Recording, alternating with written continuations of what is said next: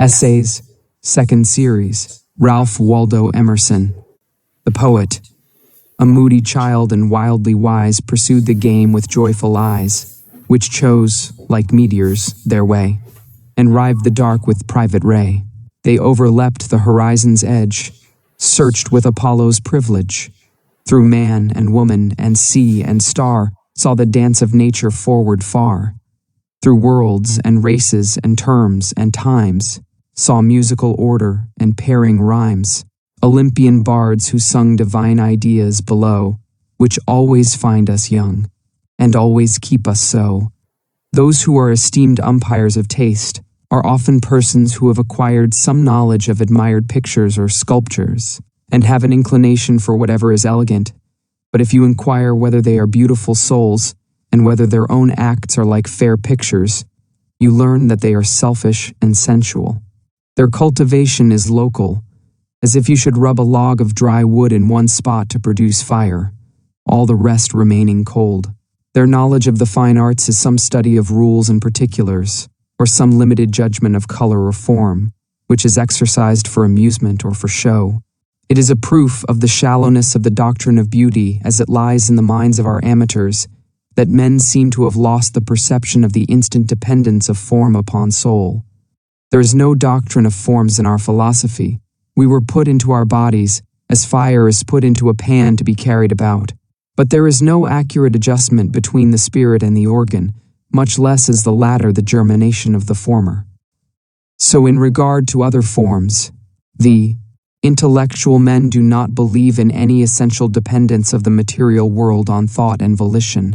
Theologians think it a pretty air castle to talk of the spiritual meaning of a ship or a cloud, of a city or a contract, but they prefer to come again to the solid ground of historical evidence, and even the poets are contented with a civil and conformed manner of living, and to write poems from the fancy, at a safe distance from their own experience. But the highest minds of the world have never ceased to explore the double meaning, or shall I say the quadruple, or the centuple, or much more manifold meaning, of every sensuous fact. Orpheus, Empedocles, Heraclitus, Plato, Plutarch, Dante, Swedenborg, and the masters of sculpture, picture, and poetry. For we are not pans and barrows, nor even porters of the fire and torchbearers, but children of the fire, made of it, and only the same divinity transmuted and at 2 or 3 removes, when we know least about it. And this hidden truth, that the fountains whence all this river of time and its creatures floweth are intrinsically ideal and beautiful, draws us to the consideration of the nature and functions of the poet, or the man of beauty, to the means and materials he uses, and to the general aspect of the art in the present time. The breadth of the problem is great, for the poet is representative. He stands among partial men for the complete man, and apprises us not of his wealth, but of the commonwealth. The young man reveres men of genius, because, to speak truly, they are more himself than he is. They receive of the soul as he also receives, but they more. Nature enhances her beauty, to the eye of loving men, from their belief that the poet is beholding her shows at the same time. He is isolated among his contemporaries by truth and by his art, but with this consolation in his pursuits, that they will draw all men sooner or later. For all men live by truth and stand in need of expression, in love, in art, in avarice, in politics, in labor, in games. We study to utter our painful secret. The man is only half himself, the other half is his expression. Notwithstanding this necessity to be published, adequate expression is rare. I know not how it is that we need an interpreter, but the great majority of men seem to be minors, who have not yet come into possession of their own, or mutes, who cannot report the conversation they have had with nature. There is no man who does not anticipate a supersensual utility in the sun and stars, earth and water. These stand and wait to render him a peculiar service, but there is some obstruction or some excess of phlegm in our constitution, which does not suffer them to yield the due effect. Too feeble fall the impressions of nature on us to make us artists. Every touch should thrill. Every man should be so much an artist that he could report in conversation what had befallen him. Yet, in our experience, the rays or repulses have sufficient force to arrive at the senses, but not enough to reach the quick and compel the reproduction of themselves in speech. The poet is the person in whom these powers are in balance, the man without impediment, who sees and handles that which others dream of, traverses the whole scale of experience, and is representative of man, in virtue of being the largest power to receive and to impart. For the universe has three children, born at one time, which reappear under different names in every system of thought, whether they be called cause, operation, and effect, or, more poetically, Jove, Pluto, Neptune, or, theologically, the Father, the Spirit, and the Son, but which we will call here the knower, the doer, and the sayer. These stand respectively for the love of truth, for the love of good, and for the love of beauty. These three are equal. Each is that which he is essentially, so that he cannot be surmounted or analyzed, and each of these three has the power of the others latent in him, and his own, patent. The poet is the sayer, the namer, and represents beauty. He is a sovereign and stands on the center. For the world is not painted or adorned, but is from the beginning beautiful, and God has not made some beautiful things, but beauty is the creator of the universe. Therefore the poet is not any permissive potentate, but is emperor in his own right. Criticism is infested with a cant of materialism, which assumes that manual skill and activity is the first merit of all men, and disparages such as say and do not, overlooking the fact that some men, namely poets, are natural sayers, sent into the world, to the end of expression, and confounds them with those whose province is action but who quit it to imitate the sayers. But Homer's words are as costly and admirable to Homer as Agamemnon's victories are to Agamemnon. The poet does not wait for the hero or the sage, but, as they act and think primarily, so he writes primarily what will and must be spoken, reckoning the others, though primaries also, yet, in respect to him, secondaries and servants, as sitters or models in the studio of a painter, or as assistants who bring building materials to an architect.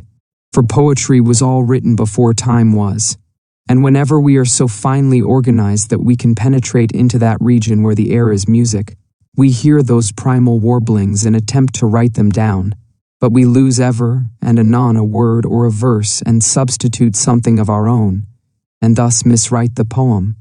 The men of more delicate ear write down these cadences more faithfully, and these transcripts, though imperfect, become the songs of the nations.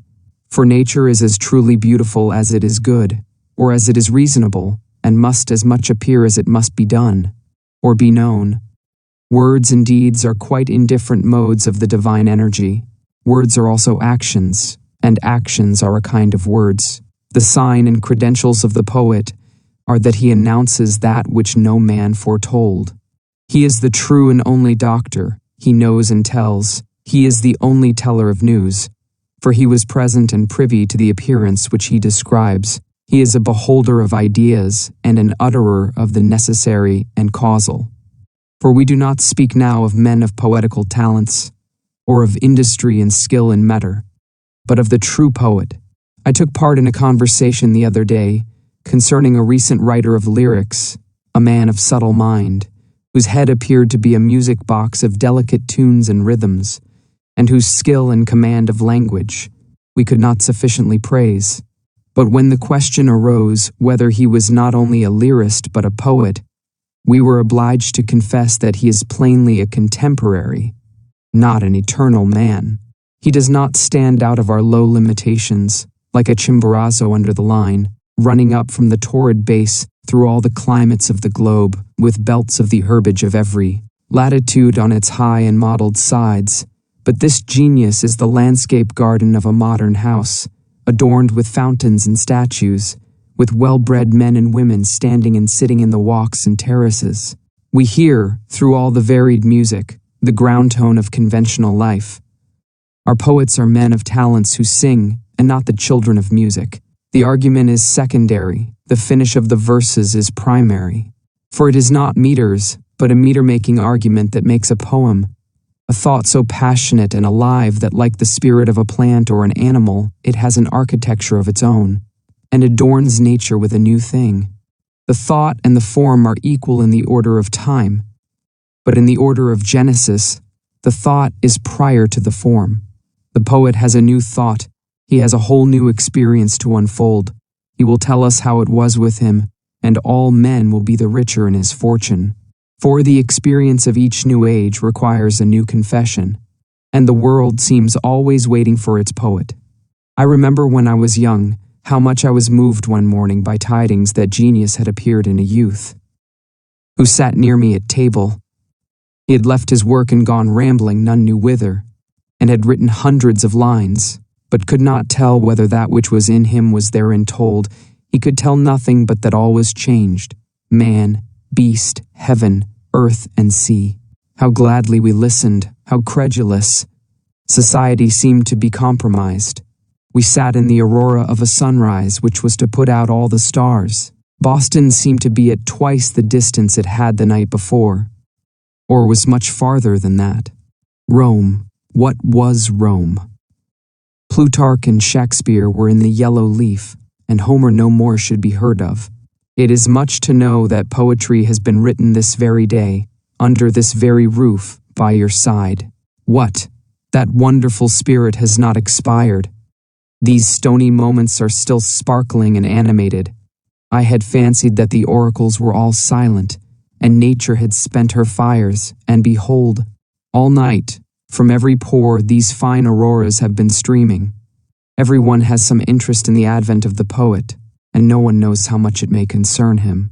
We know that the secret of the world is profound, but who or what shall be our interpreter, we know not. A mountain, ramble, a new style of face, a new person, may put the key into our hands. Of course, the value of genius to us is in the veracity of its report. Talent may frolic and juggle, genius realizes and adds. Mankind in good earnest have availed so far in understanding themselves and their work, that the foremost watchman on the peak announces his news. It is the truest word ever spoken, and the phrase will be the fittest, most musical, and the unerring voice of the world for that time. All that we call sacred history attests that the birth of a poet is the principal event in chronology. Man, never so often deceived, still watches for the arrival of a brother who can hold him steady to a truth until he has made it his own. With what joy I begin to read a poem which I confide in as an inspiration, and now my chains are to be broken. I shall mount above these clouds and opaque airs in which I live, opaque, though they seem transparent, and from the heaven of truth I shall see and comprehend my relations. That will reconcile me to life and renovate nature, to see trifles animated by a tendency, and to know what I am doing. Life will know.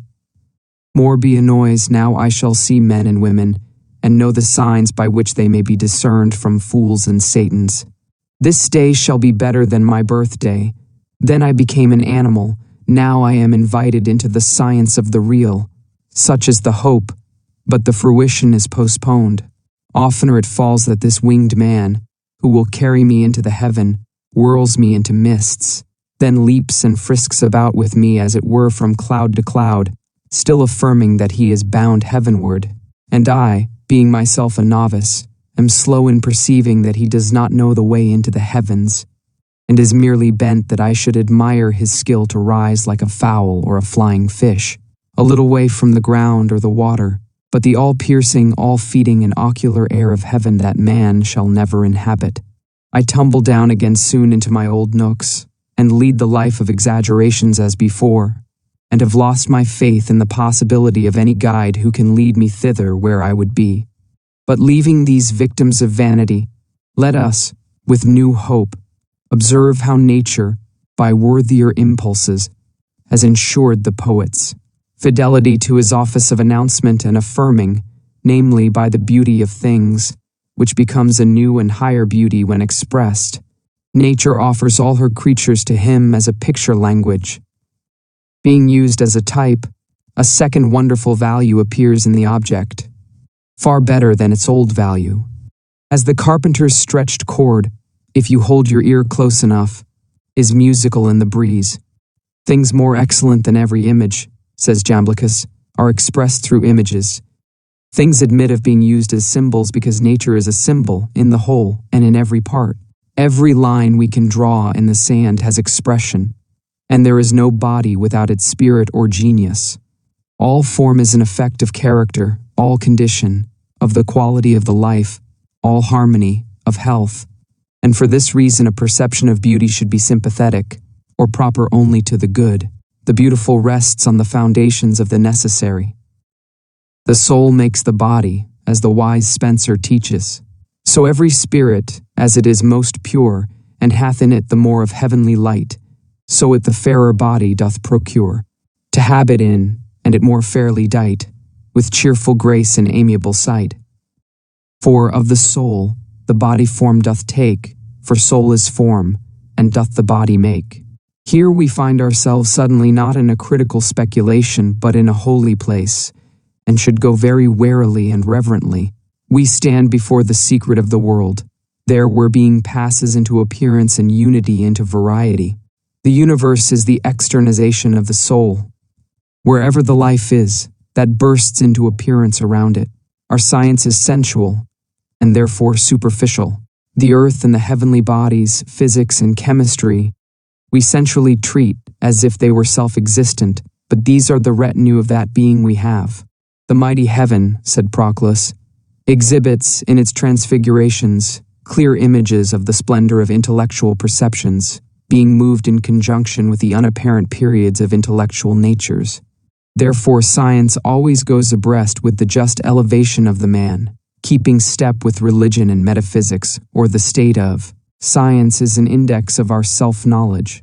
Since everything in nature answers to a moral power, if any phenomenon remains brute and dark, it is that the corresponding faculty in the observer is not yet active. No wonder then if these waters be so deep, that we hover over them with a religious regard.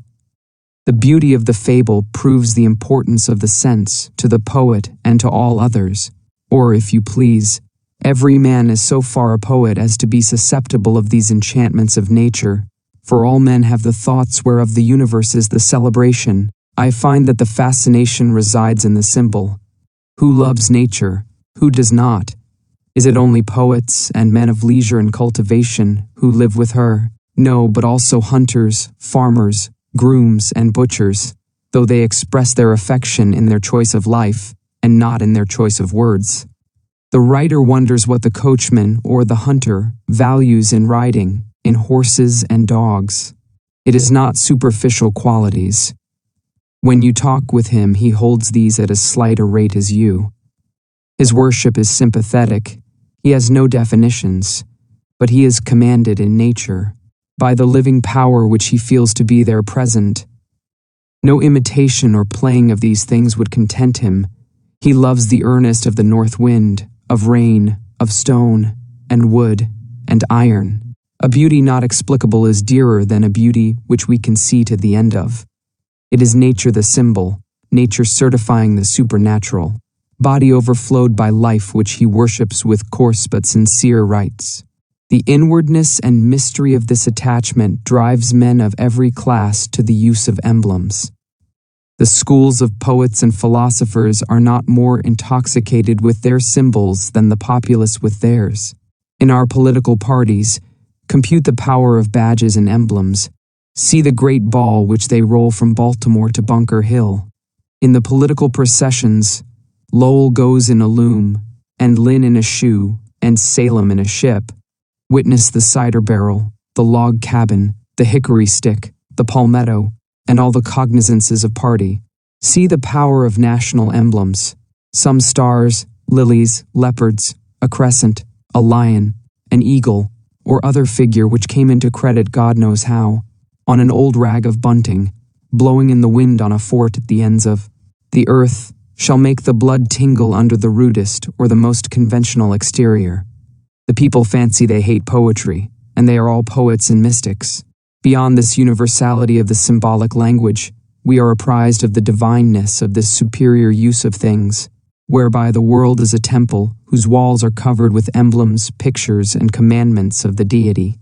In this, that there is no fact in nature which does not carry the whole sense of nature, and the distinctions which we make in events and in affairs of low and high, honest and base, disappear when nature is used as a symbol. Thought makes everything fit for use. The vocabulary of an omniscient man would embrace words and images excluded from polite conversation. What would be base or even obscene to the obscene becomes illustrious, spoken in a new connection of thought. The piety of the Hebrew prophets purges their grossness. The circumcision is an example of the power of poetry to raise the low and offensive. Small and mean things serve as well as great symbols. The meaner the type by which a law is expressed, the more pungent it is, and the more lasting in the memories of men, just as we choose the smallest box or case in which any needful utensil can be carried. Bare lists of words are found suggestive to an imaginative and excited mind, as it is related of Lord Chatham that he was accustomed to read in Bailey's dictionary when he was preparing to speak in Parliament. The poorest experience is rich enough for all the purposes of expressing thought. Why covet a knowledge of new facts, day and night, house and garden, a few books, a few actions, serve us as well as would all trades and all spectacles. We are far from having exhausted the significance of the few symbols we use. We can come to use them yet with a terrible simplicity. It does not need that a poem should be long. Every word was once a poem. Every new relation is a new word. Also, we use defects and deformities to a sacred purpose, so expressing our sense that the evils of the world are such only to the evil eye. In the old mythology, mythologists observe, defects are ascribed to divine natures, as lameness to Vulcan, blindness to Cupid, and the like, to signify exuberances. For as it is dislocation and detachment from the life of God that makes things ugly, the poet, who reattaches things to nature and the whole, reattaching even artificial things and violations of nature to nature by a deeper insight, disposes very easily of the most disagreeable facts. Readers of poetry see the factory village and the railway, and fancy that the poetry of the landscape is broken up by these, for these works of art are not yet consecrated in their reading. But the poet sees them fall within the great order not less than the beehive or the spider's geometrical web. Nature adopts them very fast into her vital circles, and the gliding train of cars she loves like her own. Besides, in a centered mind, it signifies nothing how many mechanical inventions you exhibit. Though you add millions, and never so surprising, the fact of mechanics has not gained a grain's weight. The spiritual fact remains unalterable by many or by few particulars, as no mountain is of any appreciable height to break the curve of the sphere. A shrewd country boy goes to the city for the first time, and the complacent citizen is not satisfied with his little wonder. It is not that he does not see all the fine houses, and know that he never saw such before, but he disposes of them as easily as the poet finds place for the railway. The chief value of the new fact is to enhance the great and constant fact of life, which can dwarf any and every circumstance, and to which the belt of wampum and the commerce of America are alike. The world being thus put under the mind for verb and noun, the poet is he who can articulate it. For though life is great, and fascinates, and absorbs, and though all men are intelligent of the symbols through which it is named, yet they cannot originally use them. We are symbols and inhabit symbols, workmen, work and tools, words and things, birth and death, all are emblems. But we sympathize with the symbols, and being infatuated with the economical uses of things, we do not know that they are thoughts. The poet, by an ulterior intellectual perception, gives them a power which makes their old use forgotten, and puts eyes and a tongue into every dumb and inanimate object. He perceives the independence of the thought on the symbol, the stability of the thought, the accidency and fugacity of the symbol. As the eyes of Linnaeus were said to see through the earth, so the poet turns the world to glass, and shows us all things in their right series and procession. For through that better perception he stands one step nearer to things, and sees the flowing or metamorphosis, perceives that thought is multiform. that within the form of every creature is a force impelling it to ascend into a higher form, and following with his eyes the life, uses the forms which express that life, and so his speech flows with the flowing of nature. All the facts of the animal economy, sex, nutriment, gestation, birth, growth, are symbols of the passage of the world into the soul of man, to suffer there a change and reappear a new and higher fact. He uses forms according to the life, and not according to the form. This is true science. The poet alone knows astronomy, chemistry, vegetation, and animation, for he does not stop at these facts, but employs them as signs. He knows why the plain or meadow of space was strewn with these flowers we call suns and moons and stars, why the great deep is adorned with animals, with men and gods, for in every word he speaks he rides on them, as the horses of thought. By virtue of this science, the poet is the namer or language maker, naming things sometimes after their appearance, sometimes after their essence, and giving to every one its own name and not another's, thereby rejoicing the intellect, which delights in detachment or boundary. The poets made all the words, and therefore language is the archives of history, and, if we must say it, a sort of tomb of the muses. For though the origin of most of our words is forgotten, each word was at first a stroke of genius, and obtained currency because for the moment it symbolized the world to the first speaker and to the hearer. The etymologist finds the deadest word to have been once a brilliant picture. Language is fossil poetry. As the limestone of the continent consists of infinite masses of the shells of animalcules, so language is made up of images or tropes, which now, in their secondary use, have long ceased to remind us of their poetic origin. But the poet names the thing because he sees it, or comes one step nearer to it than any other. This expression or naming is not art, but a second nature, grown out of the first, as a leaf out of a tree. What we call nature is a certain self-regulated motion or change, and nature does all things by her own hands, and does not leave another to baptize her but baptizes herself, and this through the metamorphosis again. I remember that a certain poet described it to me thus: genius is the activity which repairs the decays of things, whether wholly or partly of a material and finite kind. Nature, through all her kingdoms, insures herself. Nobody cares for planting the poor fungus, so she shakes down from the gills of one agaric countless spores, any one of which, being preserved, transmits new billions of spores tomorrow or next day. The new agaric of this hour has a chance which the old one had not. This atom of seed is thrown into a new place, not subject to the accidents which destroyed its parent 2 rods off. She makes a man, and having brought him to ripe age, she will no longer run the risk of losing this wonder at a blow, but she detaches from him a new self, that the kind may be safe from accidents to which the individual is exposed.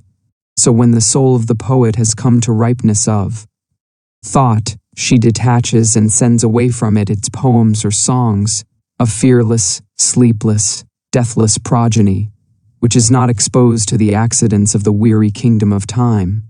A fearless, vivacious offspring, clad with wings which carry them fast and far, and infix them irrecoverably into the hearts of men. These wings are the beauty of the poet's soul.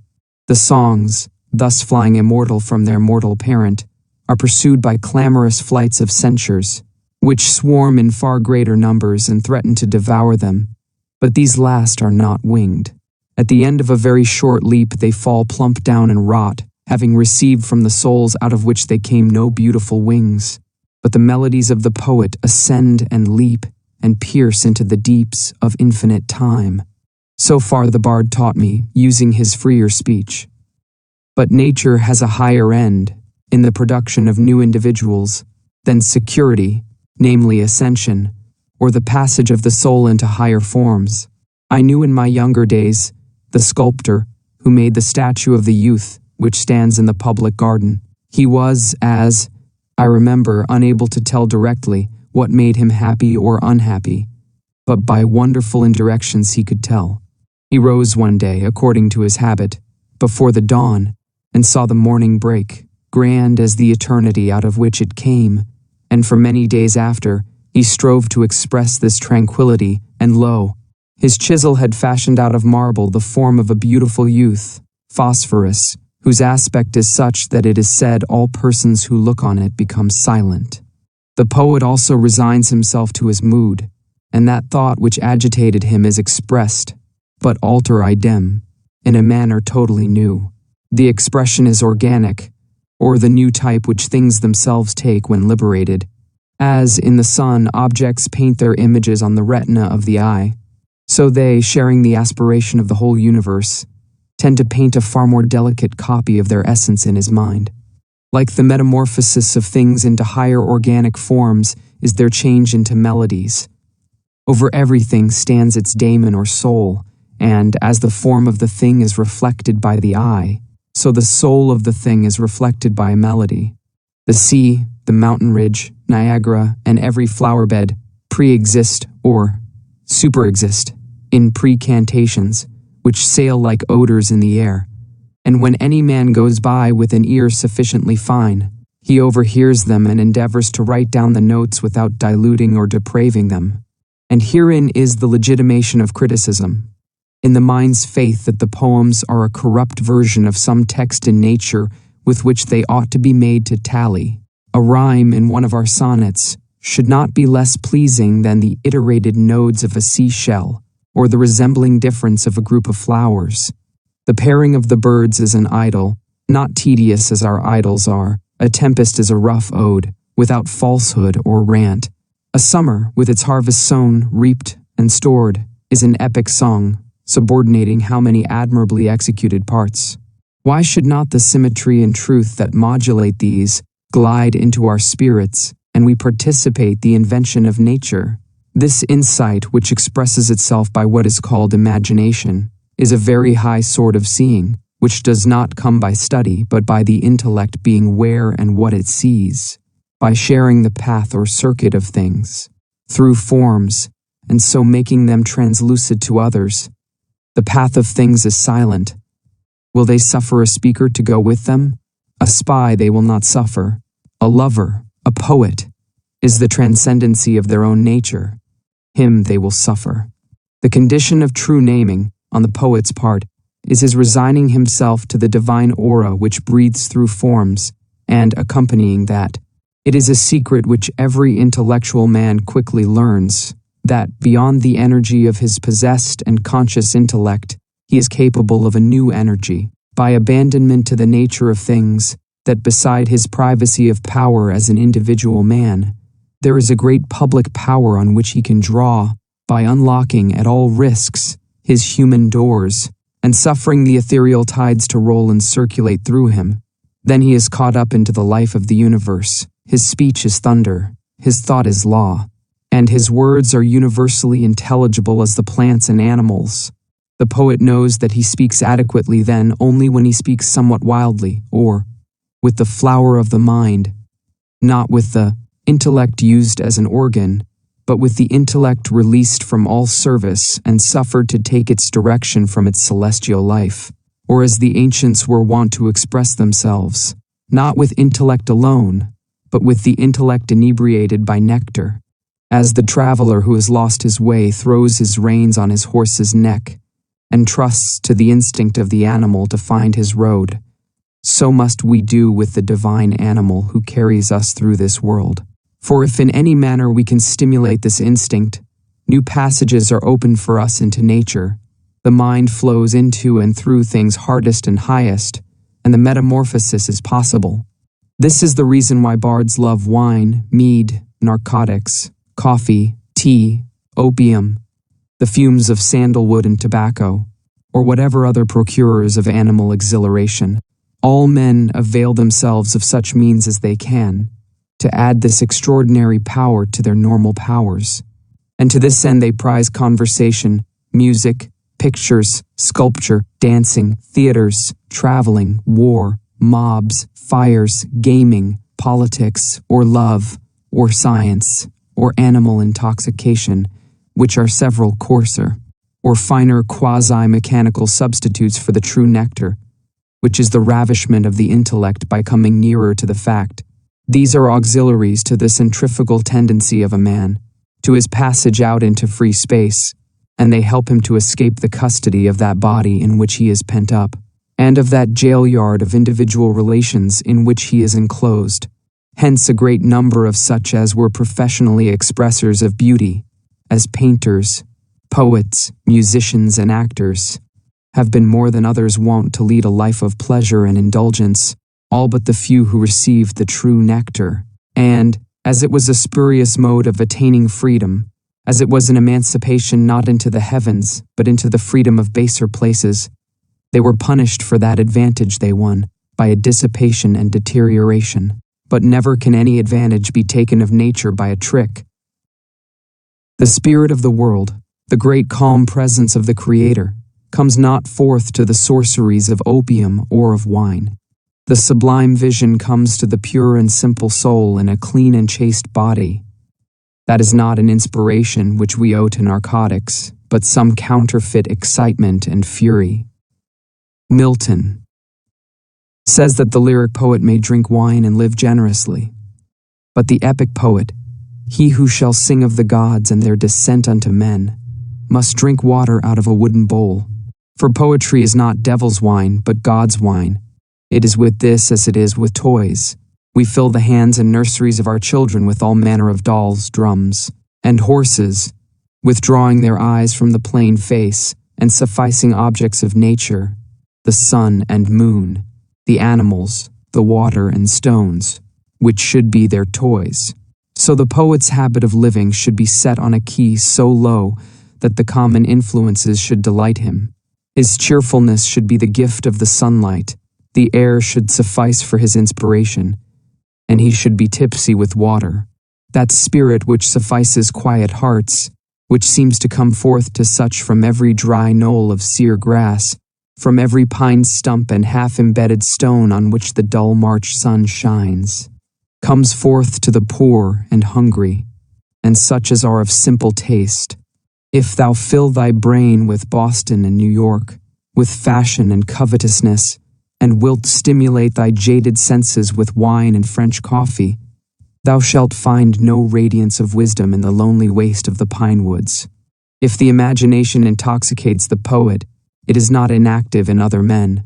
The metamorphosis excites in the beholder an emotion of joy. The use of symbols has a certain power of emancipation and exhilaration for all men.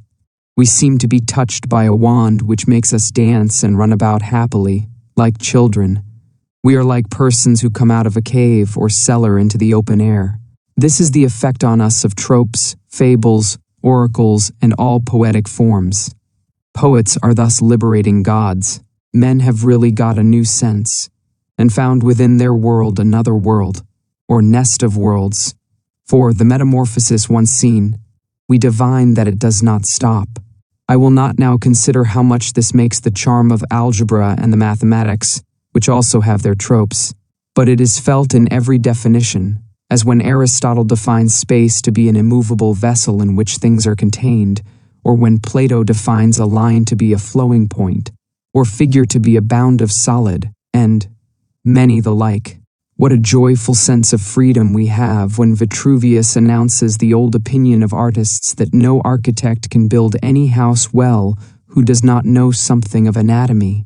When Socrates, in Charmides, tells us that the soul is cured of its maladies by certain incantations, and that these incantations are beautiful reasons, from which temperance is generated in souls. When Plato calls the world an animal, and Timaeus affirms that the plants also are animals, or affirms a man to be a heavenly tree, growing with his root, which is his head, upward, and, as George Chapman following him writes, so in our tree of man, whose nervy root springs in his top, when Orpheus speaks of hoariness as that white flower which marks extreme old age, when Proclus calls the universe the statue of the intellect, when Chaucer, in his praise of gentilesse, compares good blood in mean condition to fire, which though carried to the darkest house betwixt this and the Mount of Caucasus, will yet hold its natural office and burn as bright as if 20,000 men did it behold, when John saw, in the Apocalypse, the ruin of the world through evil, and the stars fall from heaven as the fig tree casteth her untimely fruit.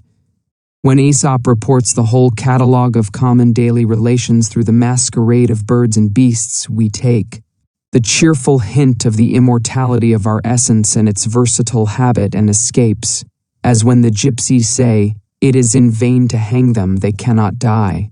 The poets are thus liberating gods. The ancient British bards had for the title of their order, "Those who are free throughout the world, they are free, and they make free." An imaginative book renders us much more service at first, by stimulating us through its tropes, than afterward when we arrive at the precise sense of the author. I think nothing is of any value in books excepting the transcendental and extraordinary, if a man is inflamed and carried away by his thought, to that degree that he forgets the authors and the public, and heeds only this one dream, which holds him like an insanity.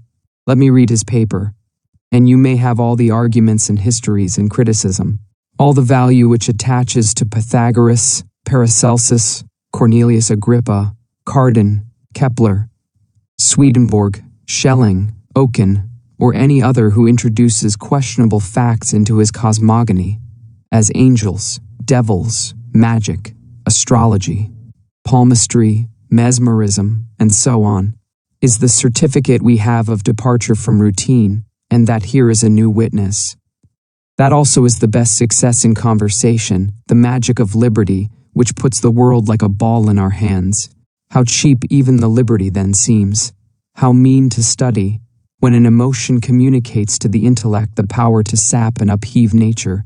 How great the perspective. Nations, times, systems, enter and disappear like threads in tapestry of large figure and many colors. Dream delivers us to dream, and while the drunkenness lasts we will sell our bed, our philosophy, our religion, in our opulence. There is good reason why we should prize this liberation. The fate of the poor shepherd, who, blinded and lost in the snowstorm, perishes in a drift within a few feet of his cottage door, is an emblem of the state of man. On the brink of the waters of life and truth, we are miserably dying. The inaccessibleness of every thought but that we are in is wonderful. What if you come near to it? You are as remote when you are nearest as when you are farthest. Every thought is also a prison. Every heaven is also a prison. Therefore we love the poet, the inventor, who in any form, whether in an ode or in an action or in looks and behavior, has yielded us a new thought. He unlocks our chains and admits us to a new scene. This emancipation is dear to all men, and the power to impart it, as it must come from greater depth and scope of thought, is a measure of intellect. Therefore all books of the imagination endure, all which ascend to that truth that the writer sees nature beneath him and uses it as his exponent. Every verse or sentence possessing this virtue will take care of its own immortality. The religions of the world are the ejaculations of a few imaginative men, but the quality of the imagination is to flow and not to freeze. The poet did not stop at the color or the form, but read their meaning. Neither may he rest in this meaning, but he makes the same objects exponents of his new thought. Here is the difference betwixt the poet and the mystic, that the last nails a symbol to one sense, which was a true sense for a moment, but soon becomes old and false. For all symbols are fluxional, all language is vehicular and transitive, and is good, as ferries.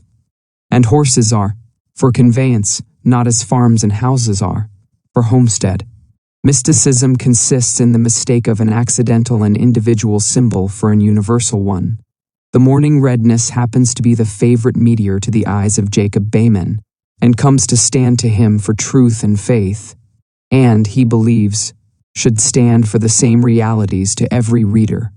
But the first reader prefers as naturally the symbol of a mother and child, or a gardener and his bulb, or a jeweler polishing a gem.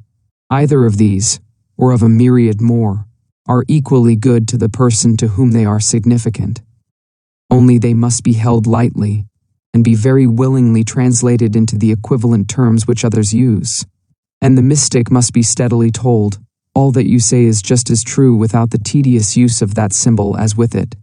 Let us have a little algebra, instead of this trite rhetoric, universal signs, instead of these village symbols, and we shall both be gainers. The history of hierarchies seems to show that all religious error consisted in making the symbol too stark and solid, and was at last nothing but an excess of the organ of language. Swedenborg, of all men in the recent ages, stands eminently for the translator of nature into thought. I do not know the man in history to whom things stood so uniformly for words. Before him the metamorphosis continually plays. Everything on which his eye rests obeys the impulses of moral nature. The figs become grapes whilst he eats them.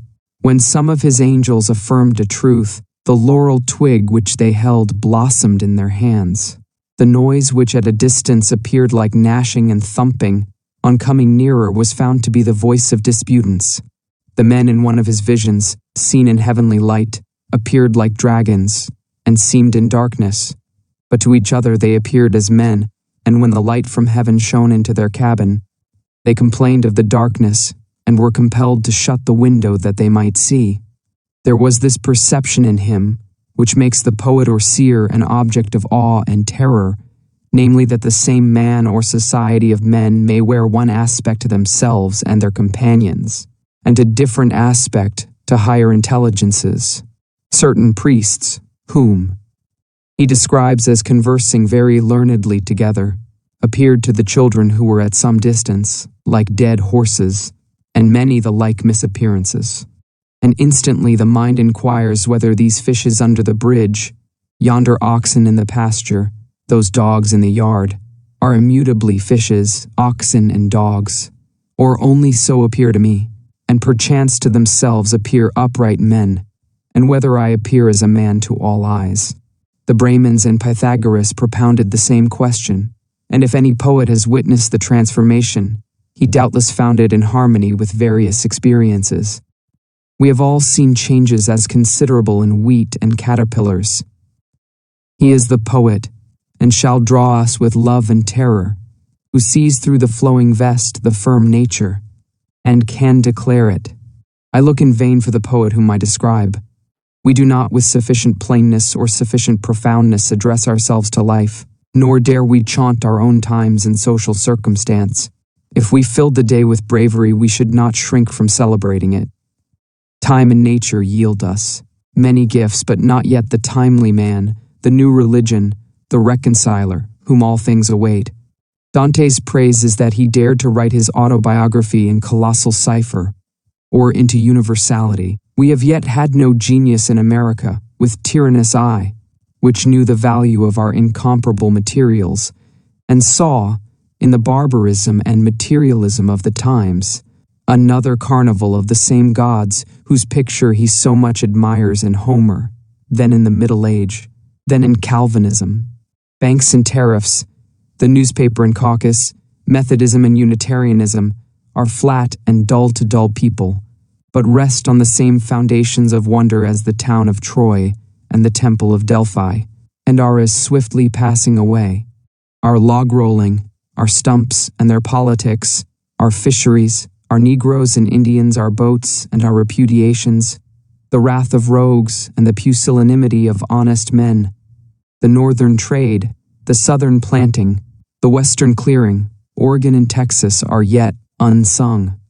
Yet America is a poem in our eyes. Its ample geography dazzles the imagination, and it will not wait long for meters. If I have not found that excellent combination of gifts in my countrymen which I seek, neither could I aid myself to fix the idea of the poet by reading now and then in Chalmers's collection of 5 centuries of English poets. These are wits more than poets, though there have been poets among them. But when we adhere to the ideal of the poet, we have our difficulties even with Milton and Homer. Milton is too literary, and Homer too literal and historical, but I am not wise enough for a national criticism, and must use the old largeness a little longer, to discharge my errand from the muse to the poet concerning his art. Art is the path of the creator to his work.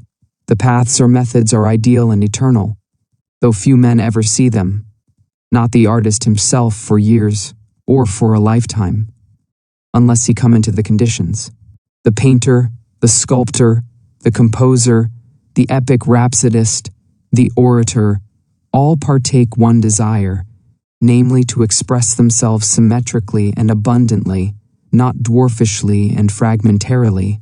They found or put themselves in certain conditions, as the painter and sculptor before some impressive human figures, the orator into the assembly of the people, and the others in such scenes as each has found exciting to his intellect.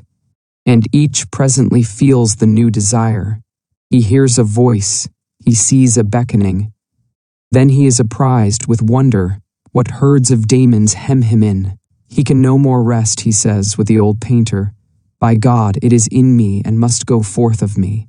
He pursues a beauty, half seen, which flies before him. The poet pours out verses in every solitude. Most of the things he says are conventional, no doubt, but by and by he says something which is original and beautiful. That charms him. He would say nothing else but such things. In our way of talking, we say, "That is yours. This is mine." But the poet knows well that it is not his, that it is as strange and beautiful to him as to you. He would fain hear the like eloquence at length. Once having tasted this immortal ichor, he cannot have enough of it. And as an admirable creative power exists in these intellections, it is of the last importance that these things get spoken. What a little of all we know is said. What drops of all the sea of our science are bailed up, and by what accident it is that these are exposed when so many secrets sleep in nature. Hence the necessity of speech and song, hence these throbs and heart-beatings in the orator. At the door of the assembly to the end, namely that thought may be ejaculated as logos, or word. Doubt not, O poet, but persist. Say it is in me and shall out. Stand there, balked and dumb, stuttering and stammering, hissed and hooted, stand and strive, until at last rage draw out of thee that dream power which every night shows thee as thine own, a power transcending all limit and privacy, and by virtue of which a man is the conductor of the whole river of electricity. Nothing walks or creeps or grows or exists which must not in turn arise and walk before him as exponent of his meaning. Comes he to that power, his genius is no longer exhaustible. All the creatures by pairs and by tribes pour into his mind as into a Noah's ark, to come forth again to people a new world.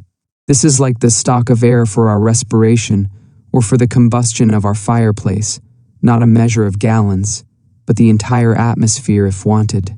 And therefore the rich poets, as Homer, Chaucer, Shakespeare, and Raphael, have obviously no limits to their works except the limits of their lifetime, and resemble a mirror carried through the street, ready to render an image of every created thing.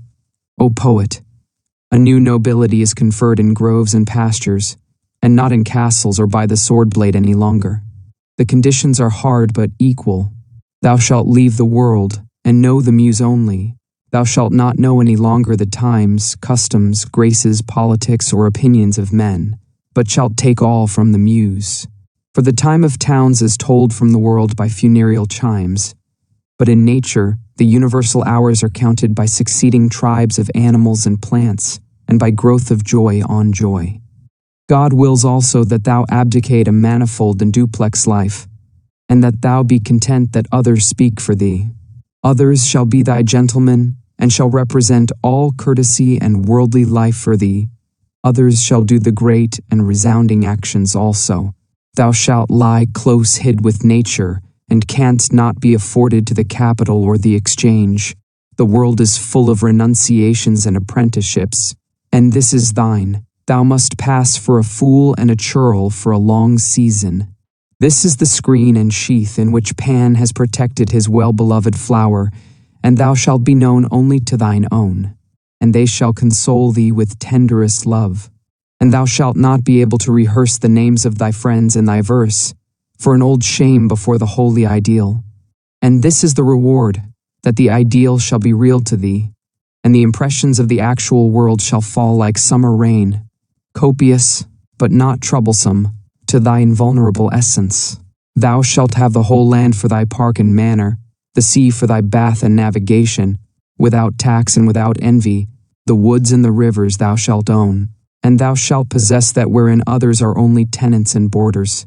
Thou true landlord, sea lord, air lord, wherever snow falls or water flows or birds fly, wherever day and night meet in twilight, wherever the blue heaven is hung by clouds or sown with stars, wherever are forms with transparent boundaries, wherever are outlets into celestial space, wherever is danger and awe and love, there is beauty, plenteous as rain, shed for thee.